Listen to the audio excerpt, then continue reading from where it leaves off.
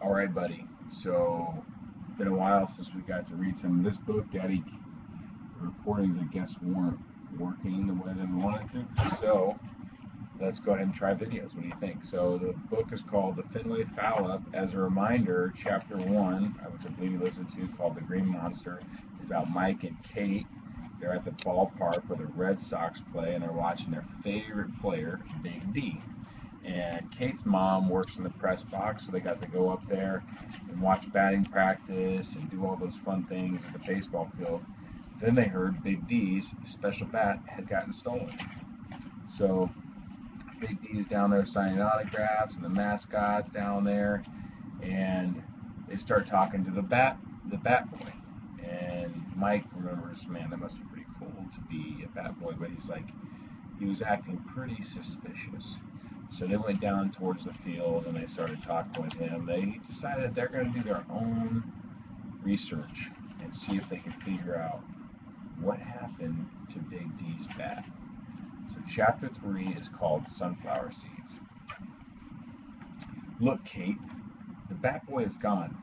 Let's check out the scene of the crime. You can't go down there, Kate said. It's probably against the rules. Kate wasn't afraid to do something risky, but she needed a good reason. She didn't like getting in trouble.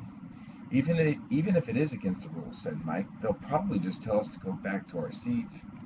Mike started to edge. Mike started to edge through the row of seats toward the aisle. As he was walking, his elbow clipped the man in a Yankees cap. The Yankees are the rival of the Red Sox, so that's pretty curious. Hey, watch what you're doing, kid, the man said. He had taken off his hat and was rubbing his head.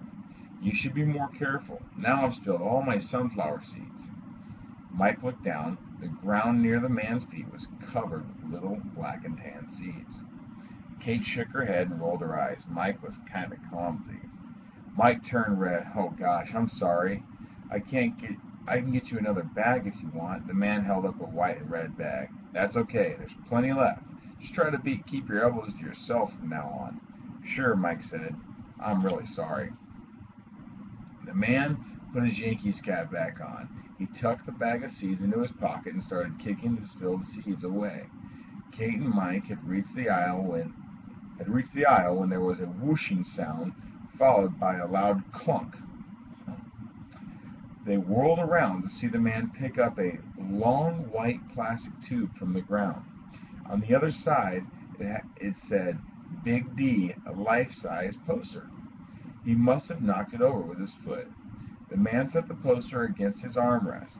Then he noticed Kate and Mike watching him. I'm fine, he said, shooing them away. You can move along. He frowned and examined the poster tube carefully. There was a large, dark smudge halfway up the tube. He rubbed it with his sleeve. Here's a picture. There's Yankees cap on. Kate grabbed Mike's arm and pulled him away down to the infield railing. It was almost game time. The seats and aisles were starting to get crowded with fans. I feel bad about bumping into that guy, Mike said. Did you see how worried he was when he knocked that tube over? Maybe he's embarrassed, said Kate. You don't like it when people see you do something dumb, do you? Actually, I wouldn't know, Mike said. I never do anything dumb. Oh, yeah? What do you call bashing that poor man with your elbow? A smart move? Kate teased. Mike rubbed his elbow for a second. Kate was right. He was always knocking into things. His arms and legs sometimes seemed longer than he remembered. I can't help it if his head. I can't help it if his head was in the wrong place, said Mike. With one final line drive, batting practice ended. The players went back to their clubhouses to get ready for the game. Hey, Mike, Kate said. What's that? Just over the railing in front of them, specks of black and tan lay scattered on the red infield dirt. They were right where Big D had put his bat before it was stolen. Mike leaned over the railing to get a better look. After a minute, he straightened back up. Sunflower seeds, he said. Kate glanced over her shoulder at the man with the Yankees hat. He was reading a Red Sox program. Do you think he took the bat? Kate asked. Well, he's eating sunflower seeds, and and he was here for batting practice, Mike said. I'd say he's a prime suspect. If he took it, he must have given it to someone already. He certainly doesn't have the bat now, Kate said.